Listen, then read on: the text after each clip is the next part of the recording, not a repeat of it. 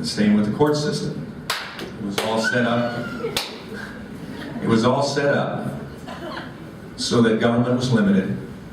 The federal courts dealt with simply the Constitution, patent issues, and certain federal law. And then they went home. I'll never forget Antonin Scalia saying to a group of us who were meeting with him a couple years ago, as a justice on the Supreme Court, when people ask him, especially school students, say, what's it like to be a member of the most powerful court in the world?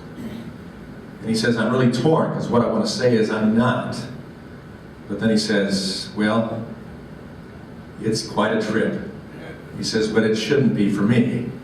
The most powerful courts ought to be the state Supreme Courts. Deal closest to the people, and the states ought to be the ones that implement the federal government and keep them in tow. We just reversed that. And you've seen that in modern history, probably in the greatest example of overweening huge government with a fist on this healthcare issue.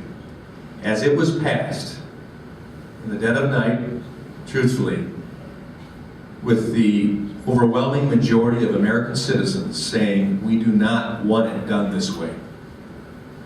The one healthcare reform, I would bet probably close to 100% of you in the room today, including me, would say there is reform needed in the way we deal with healthcare in the United States.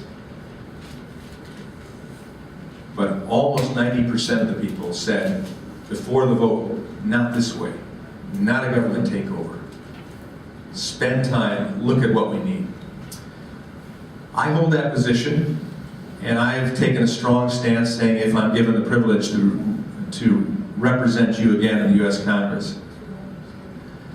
And there'll be some of you that want that, some of you that don't. That's the political process. But if I'm given that opportunity, I will work to repeal and replace the health care reform law that's been put in place. Quick learners. Here.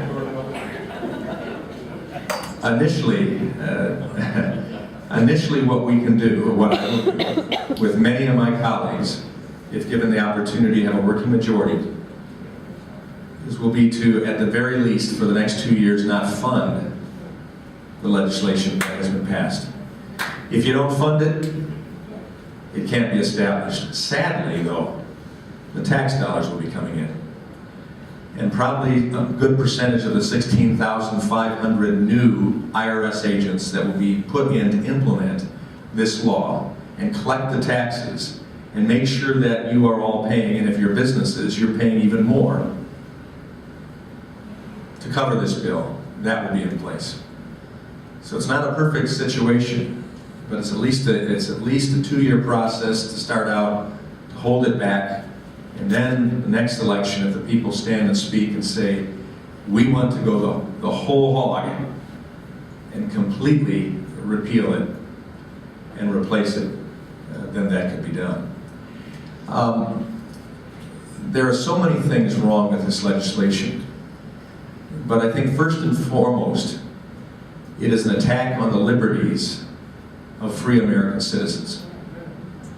It's an attack that says you will take a healthcare system that you've not asked for, and you will take it because we tell you that there are 30, 40, how many ever million at the time is being put out of people who have no health care.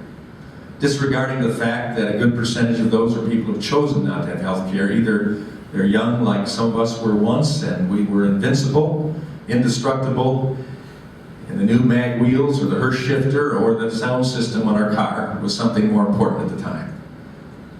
And we survived that, most of us.